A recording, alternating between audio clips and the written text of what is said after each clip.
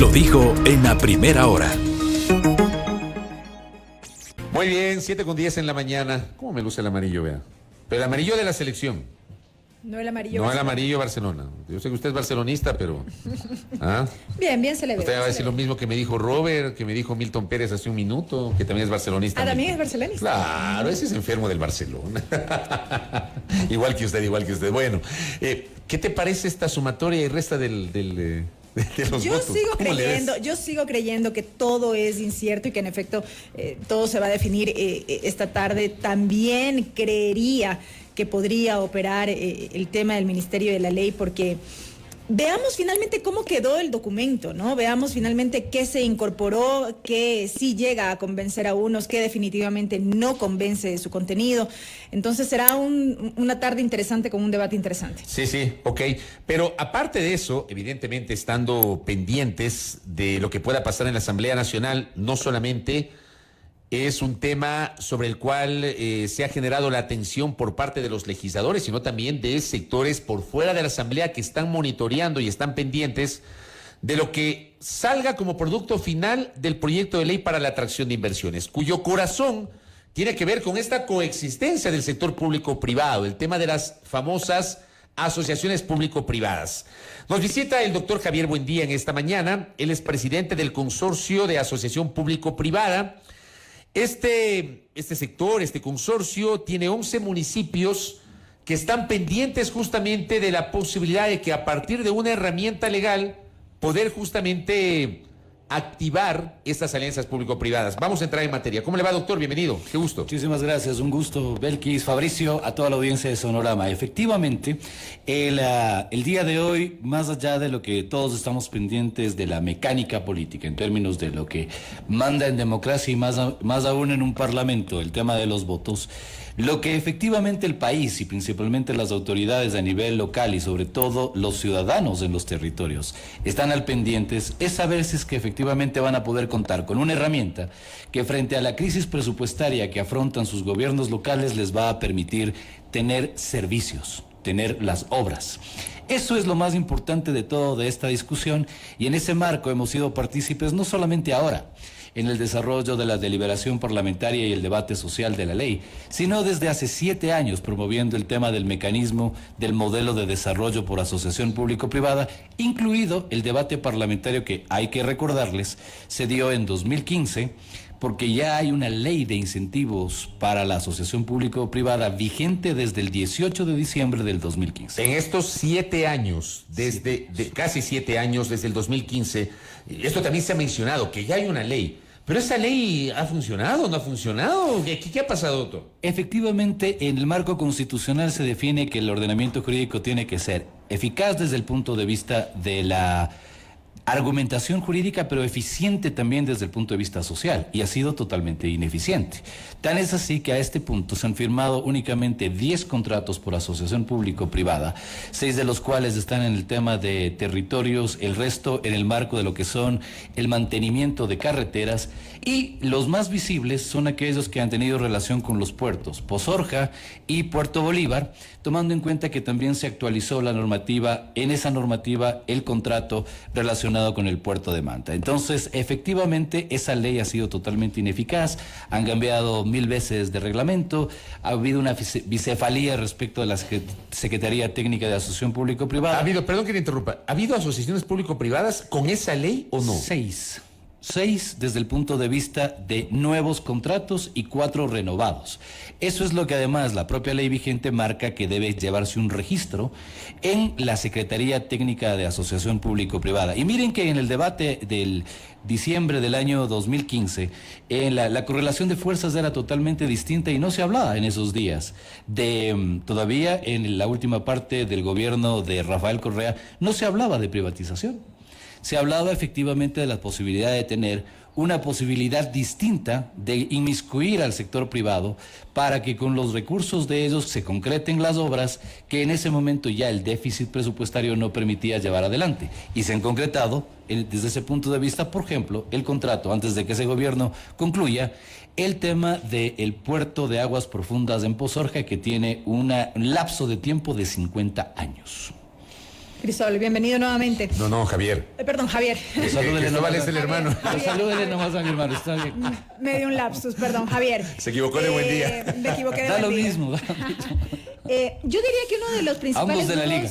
Uno de los principales nudos críticos de este proyecto de ley económico urgente tiene que ver con la gestión delegada y las asociaciones público-privadas. Mucho se hace referencia a que esto tiene un tinte privatizador de los servicios públicos. El artículo 19 de este proyecto de ley hace referencia a los tipos de proyectos públicos que se ejecutarían mediante esta modalidad. Y en el último inciso se indica: el gestor privado deberá financiar total o parcialmente la inversión necesaria para la ejecución del proyecto público y será responsable de cumplir con el nivel del servicio y o disponibilidad de la infraestructura que se establezca en el respectivo contrato de asociación público-privada. Yo creo que aquí está lo medular de esta confusión respecto del tema de la privatización. ¿Qué dice usted? Que si es que existe privatización, que es la venta, la enajenación del activo que está bajo propiedad del Estado, no puede haber asociación público-privada. Es decir, o hay asociación público-privada, o hay contratación pública tradicional, o hay venta de activos, privatización. Son tres modalidades que son contradictorias desde el punto de vista del manejo del activo del Estado. A ver, expliquemos esto de manera pedagógica, y esto ojalá también llegue hasta el Pleno de la Asamblea Nacional, donde incluso en el informe de minoría hay ciertas confusiones. Las posibilidades el rol del sector privado. En la contratación pública es evidentemente un contratado que con recursos públicos lleva adelante el tema de los servicios de la provisión y sobre la base de una infraestructura ya construida. En la privatización, ¿no es cierto?, lo que se produce es el tema de primero una valoración del activo, y luego se lleva, entre otras modalidades, por ejemplo el PPS, una venta en la que el Estado deja de poseer el activo. En la asociación público-privada, el rol del privado es convertirse en socio, asumiendo los riesgos y las responsabilidades, en donde los recursos son mayoritariamente privados. Del privado. Mayoritariamente, no en su integralidad. Más o menos el tema del equilibrio que se da en el modelo económico financiero es casi entre el 90 y el 97% de recursos privados. Le voy a poner un ejemplo. La concesión de la Panamericana entre Carchi y Chimborazo es una asociación público-privada. Se llamaba concesión en ese tiempo, no APPs. Ahora le llaman APP. Yo no sé si el APP es un eufemismo o realmente hay una diferencia respecto de lo que antes se llamábamos concesiones. Ni lo uno ni lo otro, es parte de las 111 maneras de hacer asociación público-privada. El tema de la concesión es el efecto. Es decir, en la concesión se cede. El tema por eso es gestión delegada. Entonces, efectivamente, lo que ocurre con el tema de las carreteras es una forma de asociación público-privada en la que efectivamente hay tres factores. Una infraestructura, que es la carretera. El segundo, una tarifa sobre la cual se establece el equilibrio financiero en términos de rentabilidad, pero no solamente para el socio privado, sino también la posibilidad para el socio público, porque la rentabilidad para el público es social, el número de beneficiarios. Y en ese sentido, adicionalmente, la posibilidad de concretar la obra que por falta de recursos no se lleva adelante. Y lo tercero es que efectivamente hay una capacidad desde esa tarifa de generar la fuente de repago de quien invirtió el dinero. Es decir, en un momento determinado, en el punto de equilibrio, recibir el tema de los costos y luego empezar a tener una rentabilidad razonable. Entonces, ahí está la principal línea de razonamiento que se tiene que hacer. Se está buscando un socio que en la negociación del contrato, que es lo vital. Otra distorsión increíble, el hecho de que efectivamente digan que esto no está va a estar bajo el sistema del CERCOP. Yo quiero mencionarles que en la propia ley de asociación, en la teoría general, pero en la ley de incentivos de la asociación público-privada se establece y se determina que esta es una excepción a la contratación pública tradicional. Excepción. Entonces se maneja con un mecanismo total y completamente distinto, habiendo por supuesto un procedimiento que hoy incluso se está reduciendo de 20 a 15 pasos. Hay un concurso público internacional de ofertas, hay un tema de una necesidad de un proceso de adjudicación, y el elemento fundamental está en la negociación del contrato, porque ahí se hace un análisis de riesgo. A mayor riesgo, mayor rentabilidad. ¿Quién se hace cargo qué? Por ejemplo, en el tema de la demanda, ¿quién va a tener el tema del riesgo de la demanda? ¿Se va a tratar de un subsidio? Porque incluso llegué a escuchar, y con todo respeto al asambleísta de un bloque importante de la Asamblea Nacional, mencionar que incluso el tema de está mal cobrar peajes. O sea, desde ese punto de vista, yo quiero mencionarle también para tranquilidad y que dentro de su curiosidad intelectual, hay algunas formas de manejo de las carreteras en que no hay peaje, hay un peaje pasivo, en que no se le cobra al usuario, sino que es a través de un subsidio que da el Estado. Entonces, pero siempre hay una posibilidad de un tema de a un servicio, una tarifa. O mencióneme en el mundo qué servicio es gratuito.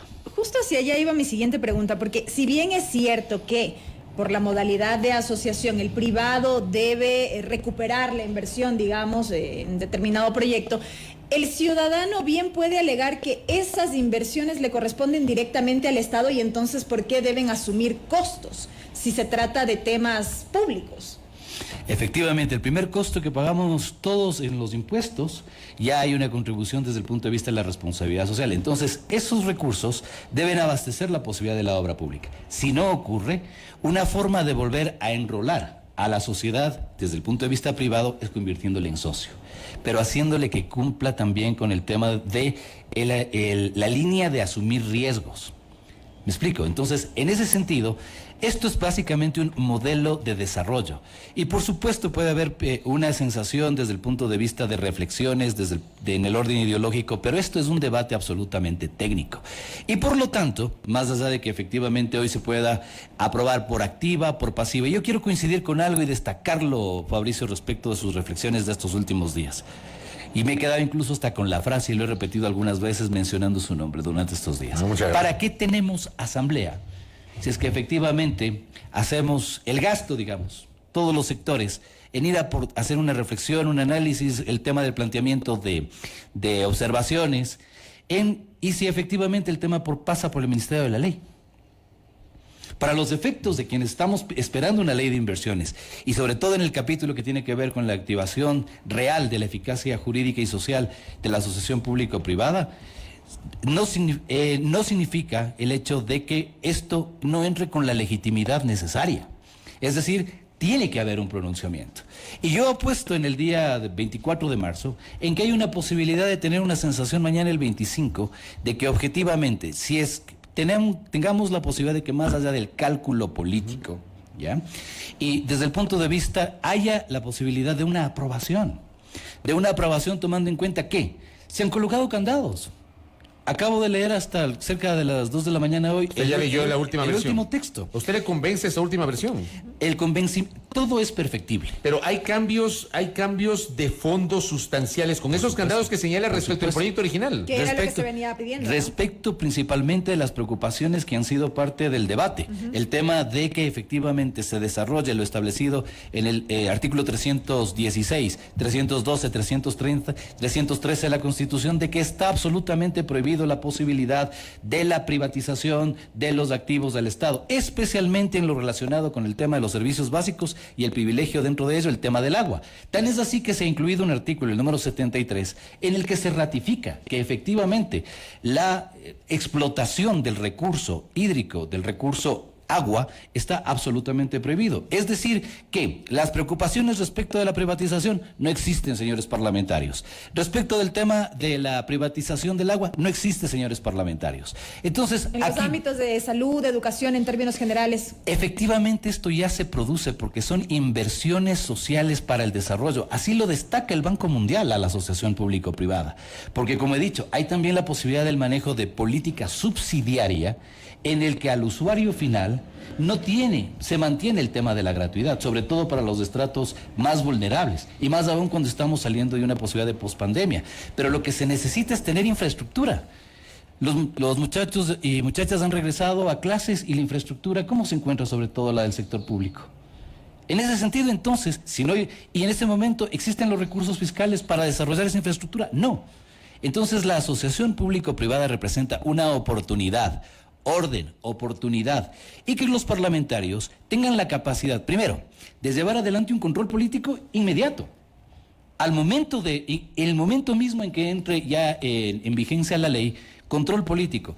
Y lo más importante, y algo que nosotros sí tal vez seamos innovadores en esto, desde el año 2014 hemos venido planteando el tema de la tercera P, la de la participación ciudadana, en el marco del control social desde la precontractualidad, la contractualidad, el tema de la fase de construcción y el tema ya de la dotación del servicio. ¿Por qué? Porque los comités de usuarios de una carretera, los comités de usuarios de una infraestructura, vamos a ser los primeros interesados en que se mantenga el servicio y que sea de calidad, que sea eficiente, porque el peor servicio es el que no existe, es el que no tengo. Entonces, si existe esta modalidad en el que ya se ha superado lo primero, la falta de voluntad política. Lo segundo, hemos convocado al presidente de la Corte Nacional, al Procurador General del Estado, desde el año 2000 y a otras autoridades, al tema de la seguridad jurídica para la inversión. Seguridad jurídica para la inversión, pero no para el inversionista, no para el sector, no para el gestor privado, sino principalmente seguridad jurídica para que efectivamente esos contratos permitan para los ciudadanos. Entonces, esta es una oportunidad de que hoy clasificamos a un nuevo mundial. La Asamblea Nacional redime un poco el tema de sus actuaciones con un pronunciamiento sobre la base de una línea de consenso. Y si se habla ya del cálculo de, no, lo que pasa es que si además votamos el informe de minoría o generamos un pronunciamiento, se viene el tema del veto. ¿No es posible lograr 92 votos para ratificar lo trabajado? O sea, en la actual asamblea yo veo bien difícil ese escenario. Yo no lo veo difícil porque nada menos y nada más que a la madrugada de hace un par de semanas se lograron 99. Pero por otro tema, pues ahí había una confluencia. En este tema también pueden existir esas confluencias. Dentro del marco de lo que significan la construcción de mayorías, que en este caso son móviles, se puede dar el tema de la ratificación en términos del veto. Además, son los operadores de gobierno quienes, después de haber promovido esta deliberación, principalmente el secretario técnico economista de Asociación Público Economista Roberto Salas y otros, han llevado adelante un proceso de deliberación. Y si es que quieren formar un consenso, el veto del presidente no puede pues contrariar ese consenso, en función de que efectivamente contemos con una herramienta que está más allá de la diatriba política y de la mecánica y del cálculo de las agendas de los partidos. 30 años es un plazo razonable para la duración de estos contratos de alianzas público-privadas con esta posibilidad de prorrogarse 10 años adicionales. Lo pregunto porque ¿cuál es el análisis, no sé, quizá técnico en este sentido para haberlo determinado así? Hay tres elementos fundamentales sobre los cuales se hace análisis de asociación público-privada. El primero de ellos es determinar si es que efectivamente, a través del comparador del sector público, conviene hacerlo por asociación público-privada o por la contratación tradicional. Si es que sí es factible, se hace un análisis justamente desde el punto de vista de su viabilidad en lo que se llama índice de elegibilidad. Y ahí es donde aparece el tema del modelo económico financiero en donde se establece el plazo. Lo metodológicamente normal es que sea por 10 años. Entonces no necesariamente puede haber un tema de renovación, sino que en el modelo ya se establezca con claridad el tiempo para el diseño, la construcción, la operación y finalmente la transferencia de la obra, es decir, del activo, nuevamente al sector privado. Y lo fundamental es que en esto hay una línea de establecer también candados que me parecen razonables, desde el punto de vista de lo que significa que esos contratos no sean posible establecer los famosos reequilibrios financieros, en donde terminan costando 2 o 3 veces más de lo que efectivamente se pactó al inicio. Entonces, lo tradicional es que hayan 10 años, que es lo que más o menos permite la capacidad de la econometría y del flujo, para que se llegue al punto de equilibrio y haya una posibilidad de que el gestor privado pueda recuperar su inversión y la rentabilidad estimada y pactada dentro de la negociación del contrato. Le voy a leer un mensaje que me escribe un querido amigo y oyente, Jonathan Buitrón, tal cual le voy a leer. Me dice: personalmente me preocupan los servicios básicos, ya que para el sector privado debe haber rentabilidad, mientras que para el sector público basta la sostenibilidad. Y también las telefónicas, ya que, por ejemplo, una CNT bien administrada puede servir como reguladora, pero reduciendo las tarifas que aún son muy altas en nuestro país. ¿Cómo le suena esto a usted? Me parece absolutamente razonable y un saludo a quien hace la pregunta. Gracias por la misma, pero lo fundamental es que tomemos en cuenta los elementos, más allá de la preocupación, vamos a la ocupación. Es decir, miramos el tema de la posibilidad de lo que hoy existe con un diagnóstico razonable. La provisión de esos servicios están alcanzando realmente los niveles que necesitamos los usuarios para satisfacer nuestras necesidades, o por el contrario no se está alcanzando. La posibilidad de la asociación público-privado establece otra métrica. Y evidentemente en este momento no tenemos capacidad para evaluar. Con 10 contratos, 6 de los cuales se han fijado desde el 2015, ¿cómo se puede evaluar la eficacia de la asociación público-privada si no se ha generado la posibilidad desde la voluntad política, desde la voluntad ciudadana y desde la voluntad del conocimiento técnico de los distintos sectores? En esa línea, entonces, yo creo que la preocupación debe partir por la posibilidad de construir con este mismo ciudadano y otros comités de usuarios que, tecnificándose, hagan el control y la vigilancia de todo el proceso. Porque lo peor que le podría ocurrir. Ahora yo le pongo 3 preocupaciones más para que este debate sea completo. ¿Qué ocurre con el tema de la asociación público-privada tradicionalmente en el mundo? Lo primero es que efectivamente se vuelve inequitativo en términos de género, porque las mujeres son quienes demandan mayores servicios públicos. Eso tiene que ser aprovisionado. El segundo, el tema de la seguridad jurídica, de que efectivamente con los famosos reequilibrios económico-financieros se cambia 1000 veces el tema del contrato, y entonces esto evidentemente marca una línea de falta de cumplimiento a los compromisos iniciales. Y lo tercero, que evidentemente también son susceptibles a las posibilidades de temas de factores de corrupción, por lo cual el tema de la transparencia y los candados que se han establecido. A mí me parece que este último texto recoge en buena medida, con algunas distorsiones en lo técnico, y el sentir de lo que es el Parlamento y sobre todo las expresiones que en él se reflejan, es decir, de los sectores sociales. Y creo que es posible conseguir un tema de consensos. Ahora, ¿prevalecerán las agendas? ¿Prevalecerán el tema del asunto partidario? ¿O efectivamente nos veremos ante la vergonzosa situación digo, y ratifico lo dicho por Fabricio Vela, no necesitaríamos asamblea de un ministerio de la ley? No, es que sí, o sea, si siempre va a haber ministerio de la ley, mejor cerremos la asamblea. O sea, no tiene sentido. ¿Ya? Y no tiene sentido que siempre, o sea, me parece grave que si se aplica el ministerio de la ley, siempre entrarán en vigencia los proyectos del Ejecutivo sin ningún cambio. ¿Ya? ¿Y qué pasa con estos 30 días de debate parlamentario? Y cierro con esto. Le pido una última reflexión a Javier Buendía. Ya mismo estaremos con el exministro de Finanzas, Fausto Ortiz, que ya se está conectando para conversar con él en minutos al cerrar esta entrevista con Javier Buendía. Pero yo le pregunto a usted, ¿no hubiese sido mejor que este tema de las APPs se lo trate por la vía ordinaria y no por la vía de urgencia en materia económica? ¿Para qué? Para generar un debate muchísimo más amplio que incorpora a la sociedad, a los actores sociales, al sector empresarial, a académicos, especialistas del exterior, una cosa muchísimo más trabajada. Yo le pregunto, ¿o es tan urgente esto que se necesitaba incluir en una ley cuyo trámite implicaba apenas 30 días, doctor Buendía? Para quienes no tuvieron agua durante la pandemia, ¿cuán urgente significa el hecho de no tener la provisión de ese servicio?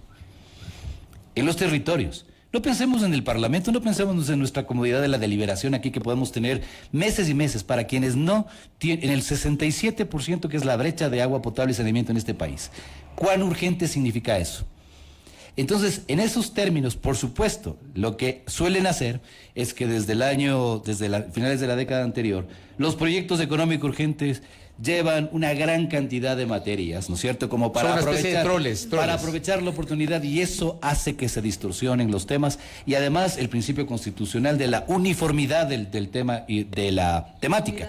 Pero efectivamente el tema de la asociación público-privada representa no una modalidad de contratación pública, no un tema de un modelo de desarrollo, representa una oportunidad, y además se necesita orden, capacitar. Yo le dejo incluso con una reflexión un poco para quitarnos el tema de cierta rigurosidad, y con esto también les agradezco mucho el tema de esta oportunidad para, en esta tribuna democrática, haber tenido la oportunidad de establecer estas reflexiones. En el año 2015 nos invitan a dar una conferencia a un alcalde. Me voy a ahorrar la ciudad, me voy a ahorrar las personas. Damos 2 horas de, específicamente, asociación público-privada, APP, en lo legal, en lo técnico, en lo financiero. Y en ese sentido, para que vea que sí, durante 7 años ya se ha discutido esto, creo que es tiempo suficiente. Entonces, en el año 2015 se dio una explicación por parte nuestra, ahí está justamente Cristóbal y otros técnicos, hablando de la parte legal y la parte técnica. El coordinador territorial al final de esas 2 horas se me acerca y: disculpe, doctor, ¿cómo me bajo esa aplicación? ¿Sabe que pensé que iba a decir eso? Que confundieron asociación público-privada con una aplicación. Eso está ocurriendo hoy en el debate parlamentario. Orden, oportunidad y un sentido de que el consenso sea hoy buena noticia en el Parlamento ecuatoriano, además de una nueva clasificación de nuestra selección a un mundial. Veamos qué pasa. Gracias por el tiempo. Muy amable. Muchísimas gracias. Gracias a Javier Buendía, que nos ha acompañado esta mañana. Interesante charla. Él, a nombre del Consorcio de Asociación Público-Privada, con su posición sobre el contenido de este proyecto de ley que será votado a las 13 horas en el Pleno de la Asamblea Nacional. Primera plana. Todas las noticias, todas las voces.